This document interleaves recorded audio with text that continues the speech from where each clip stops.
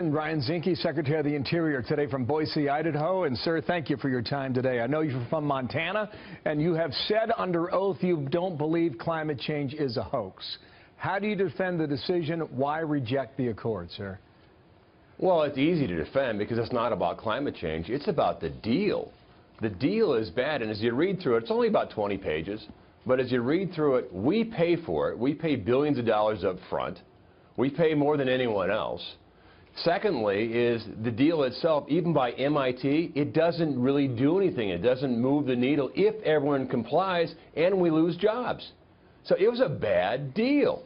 If we're going to sit down and have a climate change deal, then let's make it fair. And I hear the criticism on it, but when we lose jobs, when Russia, China, and India take a walk, China's emissions actually goes up. It doesn't decrease until 2030. So everyone else is more competitive. We lose jobs. It's a bad deal. A lot of reaction to this. Here's some of it. Former President Obama, who really pushed this through, said the following: even in the absence of American leadership, even as this administration joins a small handful of nations that reject the future, I'm confident that our states, cities, and businesses will step up and do even more to lead the way and help protect for future generations the one planet we've got. Are you rejecting the future with this decision? No, we're not. And certainly, of course, the last administration also negotiated the Iranian deal. And that was in desperation. This was a desperate deal. But again, it was a bad deal. So I think the president has said he's going to renegotiate it, offer to renegotiate it. But it should be fair. And the burden should not rest on American jobs and the backs of our manufacturing base. Nobody does it better. I just got back from Alaska. I can tell you, as far as our technology goes, we're leading the world in innovative technology across the board. That means clean energy, oil and gas, coal. We are leading the world in making sure that we have clean air, clean water. But if everyone would step up like we have in innovation, technology, our pursuit of cleaner, better energy, then we wouldn't have a problem. But this deal, the president took exactly the decisive action he should. Apologize for the interruption. John Kerry went even further. He said more kids will have more asthma in the summertime. He said you're putting America last. He said economic growth will be challenged. John Kerry helped push this through as well. To him, you say what today? Well, John Kerry also pushed the Iranian deal through. Again, you look at the construct. The agreement's only about 20 pages. It has to do with accepting a bad deal.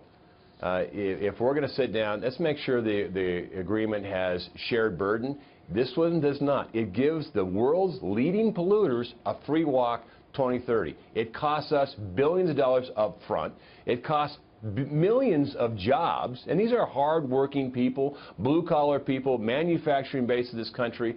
In no way does the current or the last deal that the president actually took action. And, by the way, he's doing exactly what he said he would do, is put America first. Last point. Kimberly Strassel writes in the Wall Street Journal this morning about the news that's underreported this week. She has a number of points that she makes here. In part, she says, because the White House is failing on the message. This is what she points out. The order to reopen Alaska's Natural Petroleum Reserve to oil and gas exploration that you're a part of. Dakota Access Pipeline went live that you're a part of.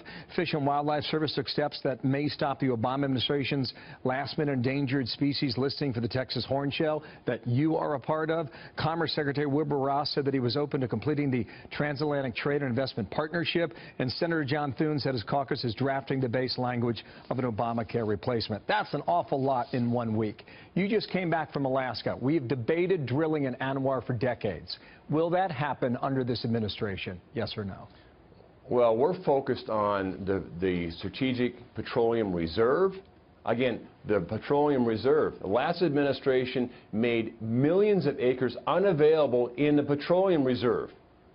So we're focused on looking at and doing an evaluation assessment of what's in the area. There's a block called 1002. It's within the ANWR, but it was set aside to look at. Everything is on the board. Is that a no or maybe, just to be clear? Well, ANWR is a congressional issue. The Congress has to take issue and take that up. But on our side, we're gonna continue and make available sections that are in the Petroleum Reserve. So I look at it as America is much better if we're energy dominant, and the world is safer as America's strong. We have the resources. Let's get to it. We're going to do it responsibly in an environmentally conscious way. Nobody is better at oil and gas and energy, all the above, than the United States. We do it better than anybody, everybody, and our regulatory environment is the standard in the world.